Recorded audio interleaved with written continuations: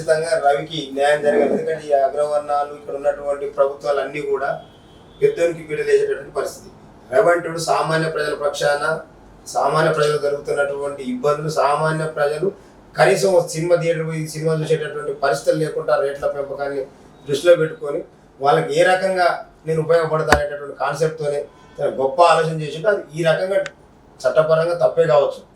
చట్టపరంగా ఏదైతే సెక్షన్లు ఇంక్లూడ్ అయితే ఆ సెక్షన్లు పెట్టి వాళ్ళు యాక్షన్ తీసుకోవాలి. కానీ ఈ ప్రభుత్వాలు వాళ్ళ కళ్ళల్లో ఆనందం కోసం ఇంత అంటే తెలుగు రాష్ట్రాలే కాదు దేశవ్యాప్తంగా కూడా వాళ్ళ రవికి మద్దతుదారులు ఉంది. అంటే రవి అటువంటి టాలెంట్ని ప్రభుత్వాలు ఉపయోగించుకోకపోగా ఈ ప్రభుత్వాలు ఇక్కడ ఉన్నటువంటి యువకుల యొక్క నాలెడ్జ్ని తీసుకోకపోగా వాళ్ళకి సరైనటువంటి ఉద్యోగ అవకాశాలు కల్పించకపోవడంతో ఇలాంటి పరిస్థితులకు ఈ యువత ముందుకు పోతుంది. రవితోనైనా ఈ ప్రభుత్వాలు కళ్ళు తెరవాలి. ఈ యువతకు ఉన్నటువంటి టాలెంట్ని గుర్తించాలి, వాళ్ళకు సరైనటువంటి అవకాశాలు కల్పించాలి, వాళ్ళ నాలెడ్జ్ని వాడుకొని ఈ ప్రభుత్వాలకు ఇక్కడ ఉన్నటువంటి పేద మధ్యతరగతి వర్గాలకు ఉపయోగపడాలనేది మా కాన్సెప్ట్.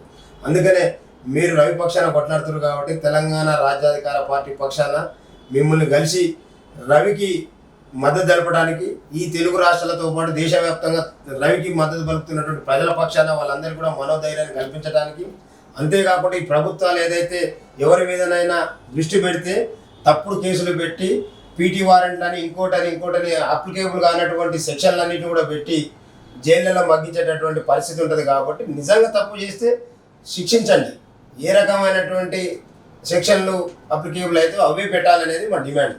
అట్లా కాకుండా ఇష్టం వచ్చిన పద్ధతిలో ప్రభుత్వాల చేతిలో ఉంది కాబట్టి ఇవాళ ఎక్కడన్నా పేద ప్రజలకు అన్యాయం జరిగితే ఆ ప్రజలను కూర్చోబెట్టుకొని మాట్లాడినటువంటి పరిస్థితి ఎక్కడ చూడము.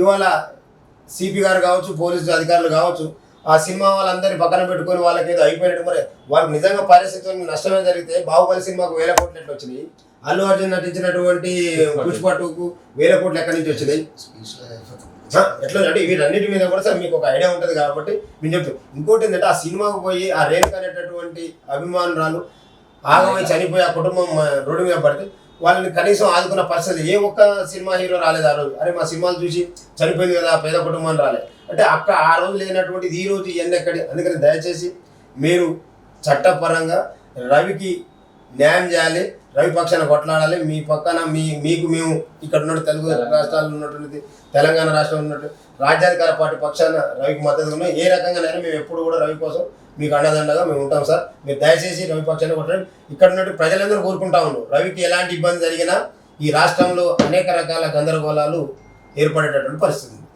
ధన్యవాదాలు సార్. Thank you sir. రవికి న్యాయపరంగా ఎటువంటి సాయం చేయాలో అది ఖచ్చితంగా మేము చేస్తాం. తనని అతి త్వరలో రిలీజ్ చేసి బయటికి తీసుకొచ్చి తర్వాత ఆయన ప్రజల ముందుకు వచ్చిన తర్వాత మీరు అతన్ని అడిగి విశ్లేషించండి. Thank you sir.